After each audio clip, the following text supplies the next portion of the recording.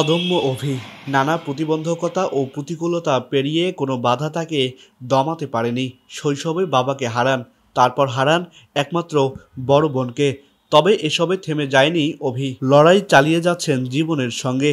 বর্তমানে লালমনিরহাটের উচ্চটারি এলাকার ভাড়া বাসায় থাকেন তিনি। মা ও বোনের সন্তানকে নিয়ে তার পরিবার, আর ৩ সদস্যর পরিবারের একমাত্র ভরসা তিনি নিজেই। অভির জীবনের লড়াইটা শুরু সেই ছোটবেলা থেকেই। স্বপ্ন ছিল উচ্চশিক্ষার, কিন্তু এসএসসির পরপরই সেই স্বপ্ন ভেঙে যায়। একাদশে পড়াকালীন প্যারালাইসিসে আক্রান্ত হন, তাতে শরীরের এক অংশ অচল হয়ে পড়ে।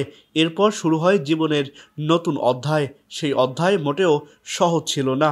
এসএসসি পরীক্ষা দেওয়ার পর ইন্টার ফার্স্ট ইয়ার পরীক্ষাও দেই, তারপর হঠাৎ ব্রেন স্ট্রোক হয়ে আমার এক সাইড প্যারালাইসিস হয়ে যায়।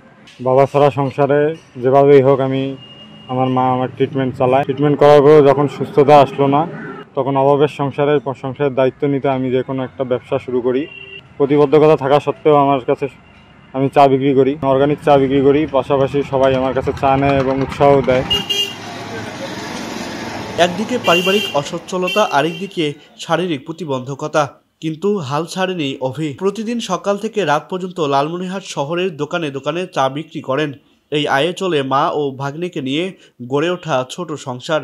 একদিন চা বিক্রি না করতে পারলে সেই দিনটা কাটে অনাহারে। প্রতিবেশীরা বলছে, অভি শুধু মেধাবী নয়, কঠোর পরিশ্রমী একজন যুবক। আমরা অনেকেই সামান্য প্রতিকূলতায় ভেঙে পড়ি, সেখানে তিনি ব্যতিক্রম। তিনি দেখিয়ে দিয়েছেন পরিশ্রম, মনোবল ও ইচ্ছাশক্তিতে যে কোনো প্রতিবন্ধকতা জয় করা সম্ভব।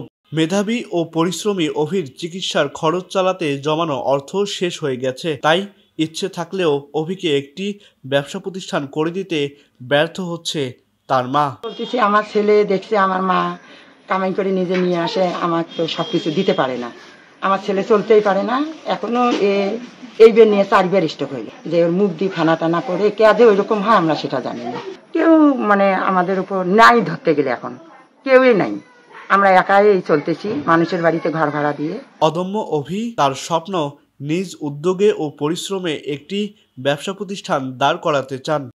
তার ব্যবহার অনেক সুন্দর এবং সেই প্যারালাইজ হওয়ার পরও সে যে জীবন যুদ্ধ সংগ্রাম এত সুন্দর করে সে চালাচ্ছে, তার ফ্যামিলি, তার সাংসারিক খরচ খালা সেই ব্যবসার মধ্যে দিয়েই চালাচ্ছে।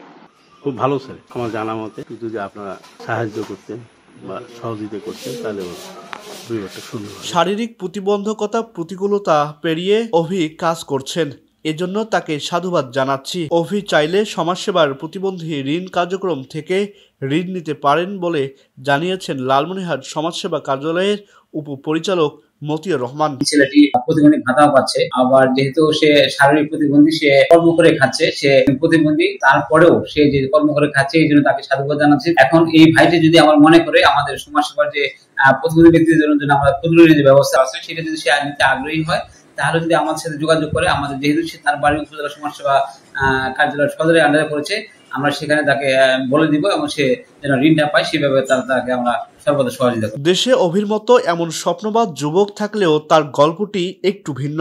প্রতিবন্ধকতা তাকে দমিয়ে রাখতে পারেনি। সবকিছু উপেক্ষা করে তার এই অদম্য পথ চলায় আপনিও পাশে দাঁড়াতে পারেন।